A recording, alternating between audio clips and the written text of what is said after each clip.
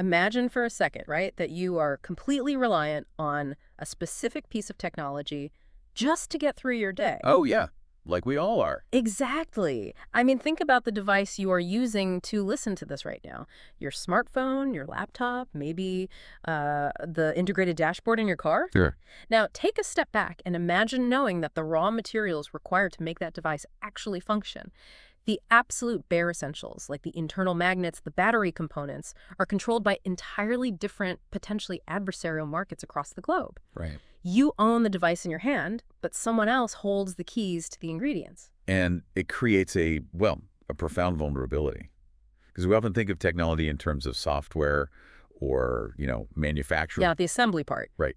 But if the raw dirt required to build the hardware is gatekept by another nation, the entire system is fragile. Wow. And that is not just a hypothetical scenario for consumers. It is the physical and geopolitical reality for entire Western economies right now. And that tension is exactly what we are exploring today. In this deep dive, we are unpacking the financial reality behind a company called Energy Fuels. Ticker symbol UUU. Right, UUU. Historically, they're known as a pretty straightforward uranium miner. But looking through the stack of sources we have today, which includes their latest SEC filings, some equity research reports, and market sentiment data from August of 2026, they are attempting a massive, highly risky pivot.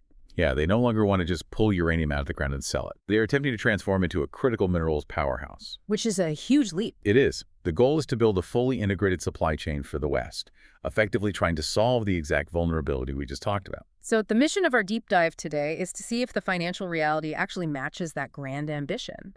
We are going to look at their aggressive expansion, their wildly bipolar stock performance, and try to answer a very difficult question. Right. Does a world-changing geopolitical vision justify the heavy financial bleeding that is currently very, very visible on their balance sheet? Because right now, the disconnect is palpable. It really is. The company has incredible top-line revenue growth, but their bottom line is just sinking fast. Okay, let's unpack this fundamental financial data, specifically looking at the first half of 2026. Because on the surface, you look at the top line and you think, wow, they are crushing it. Oh, the top-line numbers are incredibly strong. If you look at their trailing 12-month revenue growth, it is sitting at an impressive 62.51%. Over 62%. Yeah, for a commodities company, that is serious expansion. And breaking it down further into the first half of 2026, their revenue came in at almost $60.9 million. Okay. With the second quarter alone bringing in over $25.1 million. I mean, they are moving product. But then you scroll down the income statement to the profitability metrics, and it is a completely different story. It's jarring, honestly. For the first half of 2026, Energy Fuels reported a net loss of over $44.2 million. Ouch. Yeah. And if we isolate just Q2, their earnings per share, the EPS, came in at a loss of 13 cents, which, to put that in context, Wall Street analysts had estimated a 6-cent loss. Right? Exactly. So they missed expectations by a staggering 116%. And the margin is what really caught my attention here.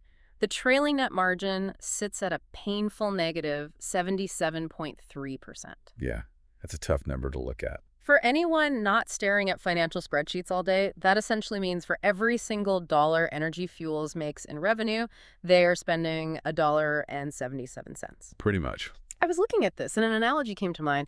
Is this basically like a wildly popular restaurant? Like you walk by, there's a line out the door every single night. The dining room is packed, people are eating, but somehow the owners are losing money on every single meal they serve?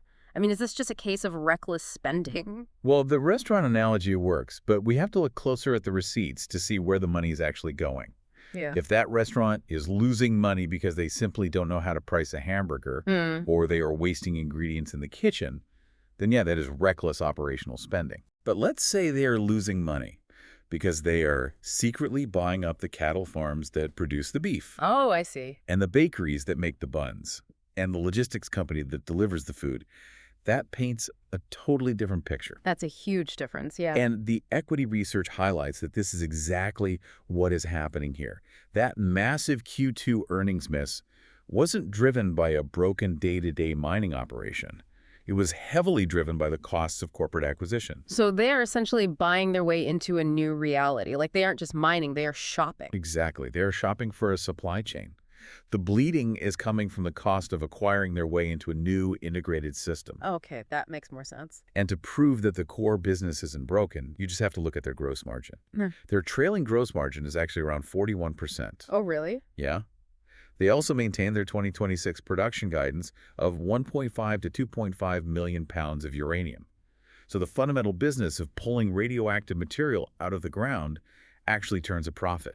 The massive net loss we are seeing is entirely driven by the cost of this pivot. Which begs the question, Right.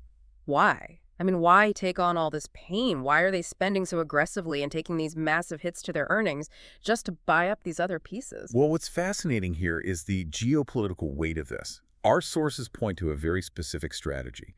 They are trying to dig an impenetrable strategic moat. A moat, okay. Yeah, they're trying to build what the industry calls a mine-to-magnet platform.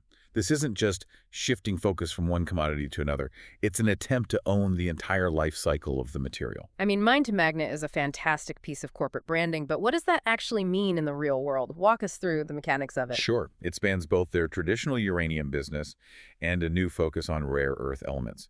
Let's look at the timeline. Okay. On July 29th, 2026, Energy Fuels began construction to expand their White Mesa mill in Utah. Right, I saw that.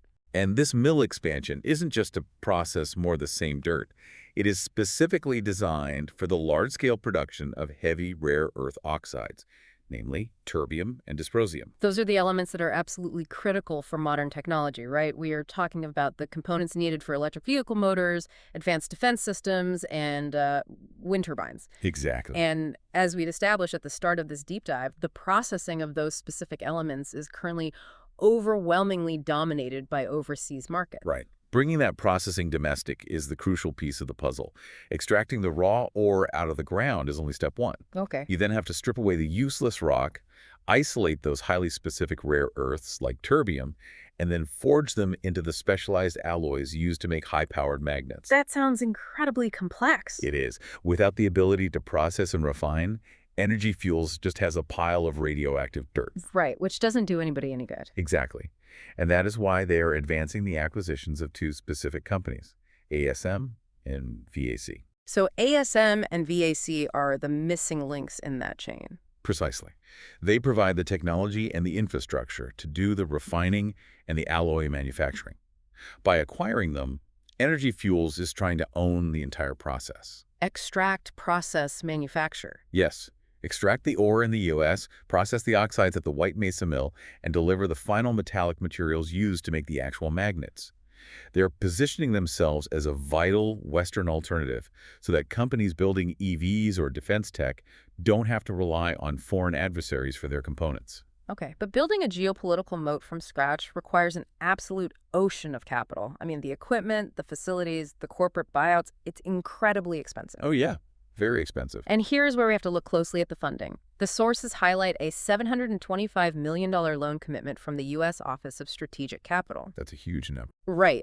On paper, that sounds incredible. Almost $1 billion in government backing gives a lot of legitimacy to their mine-to-magnet vision. But, and this is a big but, there is a very important word attached to that loan in the filings. And what's that? Conditional. I have to push back here. What does conditional actually mean for an investor when the company is bleeding cash today? Well, conditional is the word that keeps the CFO awake at night. I bet. It means the money is a promise, not a deposit. The $725 million isn't sitting in an Energy Fuels bank account earning interest. Right. To actually get the government to turn on the faucet, the company has to meet strict milestones, pass regulatory hurdles, and hit specific operational targets. And then if the government bureaucracy slows down, or I don't know, if they miss a construction deadline at the White Mesa mill? Then they are left front-running the costs. They are currently spending the cash they have right now based on the assumption that this massive conditional safety net will eventually catch them. Wow. It is a financial high-wire act. With a great geopolitical narrative on one hand, but a terrible Q2 earnings report and a conditional funding situation on the other. So how is Wall Street digesting all of this? It's been wild. Here's where it gets really interesting. I was looking at the stock data from mid-August 2026, and I saw something that confused me. Despite that awful 116% earnings miss, the stock actually jumped in early August. How does that make any sense? The market's reaction has been incredibly volatile, But there is a logic to it if you look at the technical indicators and the broader sector. Walk me through it. Let's look at the numbers. On August 14th, the stock closed at $15.10, which was up nearly 3.6% on the day. Okay. But when you zoom out, you see the whiplash. Over the last 52 weeks, the stock is up over 54%. However, if you look at just the last 26 weeks, it has dropped almost 35%. So it rallied huge, crashed, and now it's trying to bounce back. Yeah, it's the visual definition of a volatile transition. Yeah. But right now, the short-term momentum is incredibly strong. It is currently trading above both its 20-day and 50-day moving averages. All right. And its relative strength index, the RSI, is sitting at 73.12. For those who don't spend their days charting stocks, RSI is basically a momentum thermometer, right? Exactly. It measures the speed and magnitude of recent price changes to evaluate overvalued or undervalued conditions. Generally, an RSI over 70 indicates that a stock is seeing very strong upward momentum, Okay. to the point where it might be bordering on being overbought. Traders are piling in. And the analysts covering the stock seem completely split on what to do with this momentum. You have BMO Capital coming in and initiating coverage with an outperform rating and an $18 price target. Right. But then on the other side, B. Riley just lowered their target from 27 down to 25, though they do still maintain a buy rating. Yeah, there's definitely a split. But I keep coming back to that jump in early August. Uranium stocks, including energy fuels, rebounded 15% across the board. So it's like, is it like owning a house with a collapsing roof, but because it happens to be in a neighborhood where property values are skyrocketing, buyers are still throwing cash at you? That is a perfect way to look at it. Yeah. Right now, sector-wide macro tailwinds are completely overriding company-specific micro disappointments. Really? Just overriding them? Completely. The broader market sentiment around uranium and critical minerals is highly bullish. Governments around the world are signaling renewed support for nuclear energy, global supply chains for technology are tightening, and institutional investors just want exposure to that thesis. So the tide is lifting the whole neighborhood, regardless of the individual house. When the entire sector rallies, a company like Energy Fuels gets pulled up with it. The market is currently rewarding the uranium and critical minerals sector as a whole. Right. In the short term, investors seem willing to forgive an individual company's quarterly failures, like a massive EPS miss, because they are fixated on the long-term geopolitical story. They're buying the narrative. Exactly. They are buying the narrative of the mine-to-magnet Western supply chain, not the current bleeding balance sheet. But narrative momentum doesn't pay the interest on corporate debt. No, it does not. Let's look at what happens when the bills actually come due. Because the market might be wearing rose-colored glasses right now thanks to the sector rally, but let's take them off. I want to talk about the severe execution risks and the vulnerabilities on this balance sheet. Yeah, if the narrative cracks, the financial reality underneath is precarious. Precarious feels like an understatement when you look at the debt mountain. As of mid-2026, the company holds $677.6 million in long-term debt. It's a huge number. Let me repeat that, $677.6 million. Now compare that to their actual cash on hand, which is just $58.4 million. Right.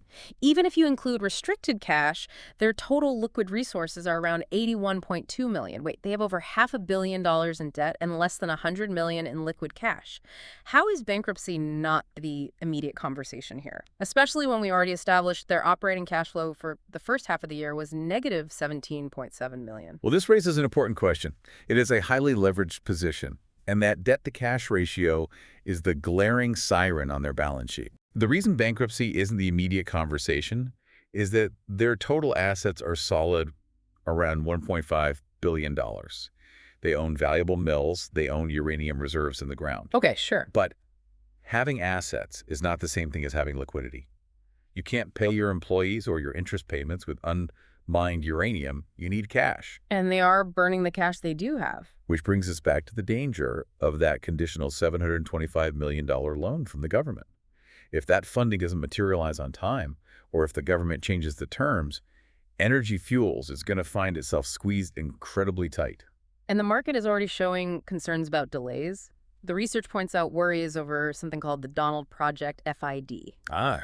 An FID is a final investment decision. It's essentially the point of no return for a project, the moment a company officially commits, the millions needed to actually break ground and start building. Right. If FIDs on major revenue-generating projects get delayed, the cash burn continues, but the expected future revenue gets pushed further and further out.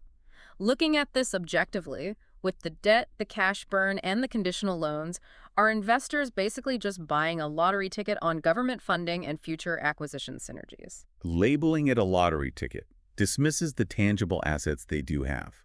But you are absolutely right to highlight the highly speculative nature of the current valuation. Okay. You aren't investing in a stable, cash-flowing business today. You are investing in the execution of a highly complex, multi-year pivot. It's an execution play. Entirely. Yeah. If they close the ASM and VAC acquisition smoothly, if they jump through the regulatory hoops to secure the $725 million government loan, and if global commodity prices for uranium and rare earths stay strong, then the heavy leverage works in their favor. Right. They will have built the moat before anyone else could catch up. That- But if the M&A process drags out, or if they are forced into severe shareholder dilution, meaning they have to issue millions of new shares just to raise the cash to survive, which crushes the value of existing shares, then the story changes. Drastically. If the government loan falls through, how does a company with negative operating cash flow service $677 million in debt? That is the severe execution risk the market is currently shrugging off because of the sector rally. So what does this all mean? We have a company growing its top-line revenue by over 60%, aggressively building a domestic mine-to-magnet supply chain for critical modern technology, but simultaneously hemorrhaging cash with negative margins and a massive looming debt load. Bring this all together for us. Well, based on the research and the current financial data, the overall assessment is entirely neutral. It is a 5 out of 10. The upside of this stock relies entirely on management's ability to confirm that $725 million government loan and successfully close their pending acquisitions to realize that integrated vision. If they pull it off, they become a vital, irreplaceable piece of Western industrial infrastructure. And the downside? The downside is a very real threat of further earnings misses, a suffocating debt burden, and the high likelihood of diluting the stock to raise the cash they need to keep the lights on.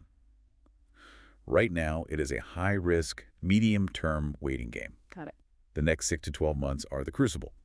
Investors are holding their breath, waiting to see if the ambitious vision can be fully funded before the reality of the debt catches up to them. It's a fascinating standoff between a geopolitical vision and cold, hard math. And it leaves me with one final thought, something for you to mull over after this deep dive ends.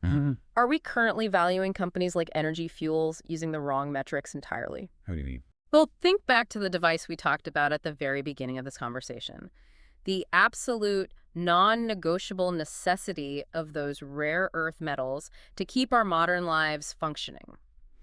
When a business attempts to transition from being just a simple commodity miner into becoming a necessary piece of national geopolitical infrastructure, do traditional financial metrics like earnings per share and quarterly operating cash flow miss the bigger picture? That's a profound question. If a company is literally the only thing standing between the West and a complete reliance on adversarial markets for critical technology, what is that company actually worth to the broader economy? It forces you to explore how you weigh strategic national necessity against the market's demand for short-term quarterly profit. Does survival trump the balance sheet? And that is the exact question Wall Street is struggling to price in right now. And it's the question you have to answer if you are looking at the future of critical minerals. Thanks for joining us on this deep dive.